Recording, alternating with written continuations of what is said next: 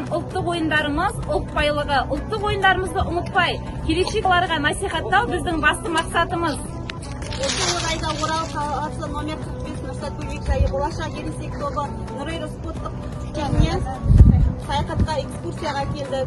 Экскурсиямыздың мақсаты балаларға ұлттық ойындарды таныстыру, қыз қуу, атқа міну, оқтау тартыс, садақ ойындарымен таныстыру.